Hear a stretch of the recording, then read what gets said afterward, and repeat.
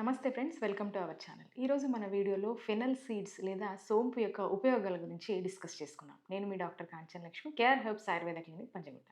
ఈ fennel seeds లేదా సోంపుని ఒక ఇండియన్ ఏన్షియంట్ స్పైస్గా మనం చెప్పుకోవచ్చు. జనరల్గా స్పైసెస్ అనగానే ఉష్ణతత్వం కలిగి ఉండి వేడిని చేసేటువంటి గుణం ఉండేటువంటి ఉంటాయి. కానీ ఇది ఒక ఫెనల్ సీడ్స్ అనేవి ఒక ఎక్సెప్షన్గా మనం చెప్పుకోవచ్చు. దీనికి మధుర మరియు తిక్త రసాలు అంటే స్వీట్ అండ్ బిటర్ టేస్ట్ కలిగి ఉండడం వల్ల ఇది ఎక్కువగా భోజనం తర్వాత చీవ్ చేసేటువంటి ఒక స్పైస్గానే మన ఇండియన్ కల్చర్లో మనం దీన్ని చూస్తున్నాం. కానీ దీనికి ఉండేటువంటి తత్వం మరియు లక్షణాల వల్ల మరియు దీనికి ఉండేటువంటి ఆయుర్వేదలో చెప్పినటువంటి గుణాల వల్ల కూడా దీనికి వివిధ రకాలమైన మనకు ఔషధ గుణాలనేవి మనము ఫెనల్ సీడ్స్లో చూడొచ్చు. ఫినికలం వల్గేర్గా పిలువబడే ఈ ఫెనల్ సీడ్స్ని తీసుకోవడం వల్ల ముఖ్యంగా ఈ శ్వాసకోశ సంబంధిత అయినటువంటి కోల్డ్ కాఫ్ని తగ్గించడానికి ఉపయోగపడుతుంది. ఇది ముఖ్యంగా ఒక కార్డియాక్ టానిక్ లాగా గుండె సంబంధిత వ్యాధుల్లో ఇది ఉపయోగపడుతూ ఉంటుంది.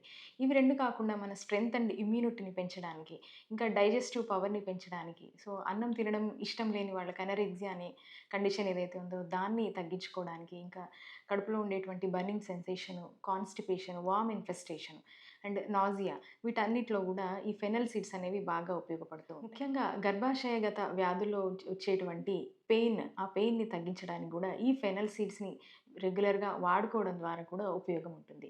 అయితే ఆయుర్వేద అనుసారం చూసుకున్నట్టయితే ఈ ఫెనల్ సీడ్స్లో ఉండేటువంటి ఫ్రూట్ ఆయిల్ అండ్ రూట్, ఈ మూడింటిని కూడా ఆయుర్వేద ఔషధాల్లో వాడడం జరిగింది. ముఖ్యంగా అభయారిష్టం, బ్రాహ్మి వటి లాంటి ఔషధాలలో కూడా ఈ యొక్క సోంపు గింజల్ని వాడడం మనం చూస్తున్నాం.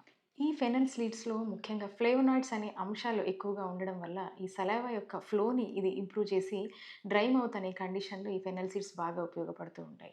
వీటిని విరివిగా నమలడం ద్వారా కూడా ఈ డ్రై మౌత్ అనే కండిషనే కాకుండా బ్యాడ్ బ్రీత్ అనే కండిషన్ని కూడా మనం తగ్గించుకోవచ్చు.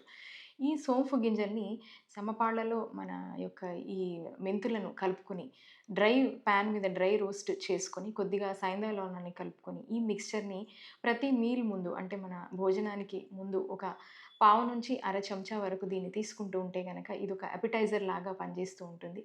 దీంట్లో ఉండేటువంటి యాంటీ స్పాస్మోడిక్ యాక్టివిటీ వల్ల కూడా కడుపు నొప్పి, ఇతరత్ర నొప్పి ఉండేటువంటి సిమ్టమ్స్ ఏవైతే ఉంటాయో అవన్నీ కూడా రెడ్యూస్ అవ్వడానికి అవకాశాలు ఎక్కువగా ఉంటాయి.